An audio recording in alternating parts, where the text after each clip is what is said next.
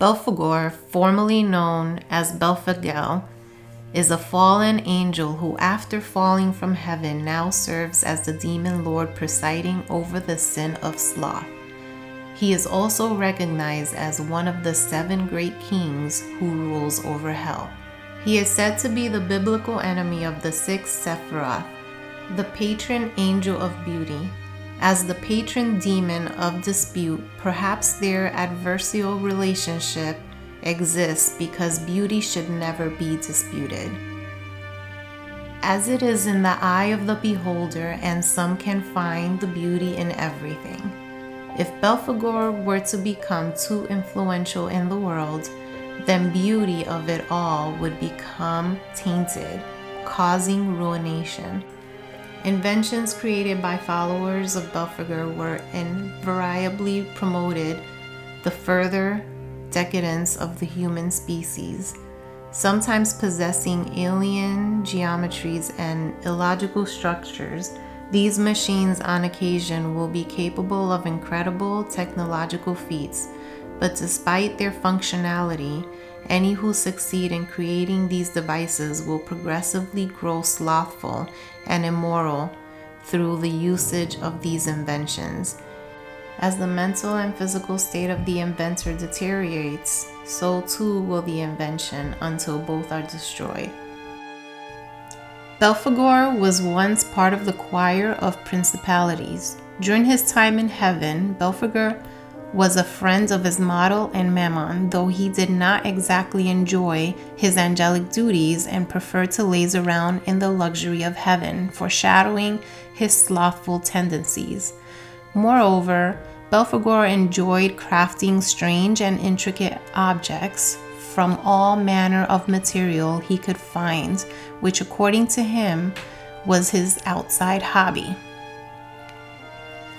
Unlike the majority of rebel angels, he did not initially join Lucifer's side after he declared war against heaven, nor was he fighting against the rebellion at God's side either.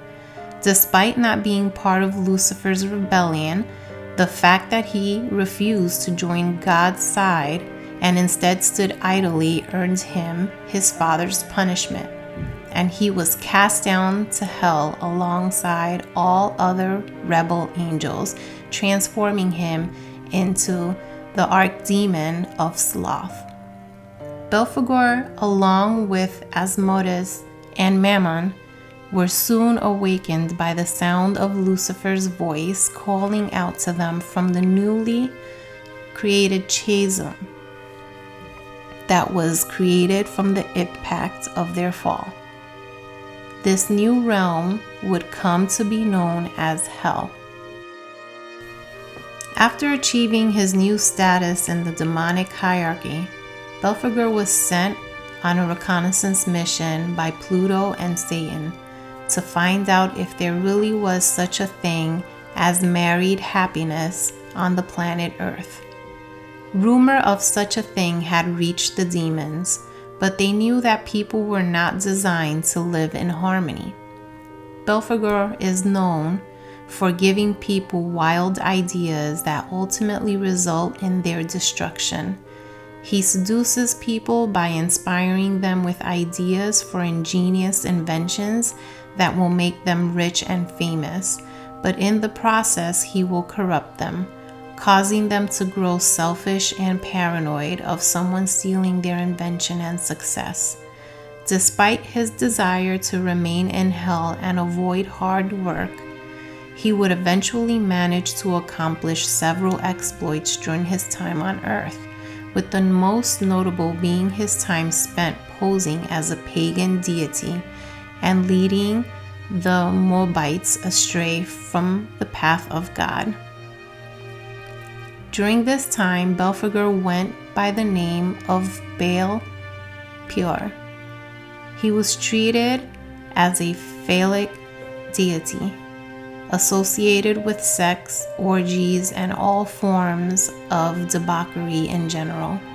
While acting as a false god, Belphegor's experiences would soon convince him that the rumor of married happiness was groundless. During Exodus, some factions of Israelites started making sacrifices to Belphegor. The reason for this is because they began having relations with the women of Mo, who seduced them to their local god. Regardless of the reason, these sacrifices enraged Moses so much that he began to condemn those who were worshiping Belphegor to death. By the time the sacrifices to the demon were eliminated, 24,000 people had been killed. The only thing disputed in this was whether they were actually slain or whether Moses called down a plague upon them that caused their deaths. Belphegor is invoked by mortals who wish to find fame and wealth through invention, often with as little effort as possible. These wishes, as with almost any demonic invocation, are doomed to fail, because Belphegor's true mission is to draw the lazy into the sin of sloth. Though the failure of whatever Belphegor provided to the invoker, he draws them into procrastination and idle dreaming rather than producing, thus damning them. He is a shapeshifter, delighting in using his ability to deceive mortals. His most common forms are polarized in their appearances. He will take the form of a beautiful woman, naked in all her glory, to seduce those who would fall for his wills. He also appears as a monstrous demon with leathery flesh, huge horns, long, sharp teeth and fingernails, and a gaping mouth. According to some 16th century demonologists, his power is stronger in April. Bishop and witch hunter Peter Binsfield believed that Belphegor attempts by means of laziness.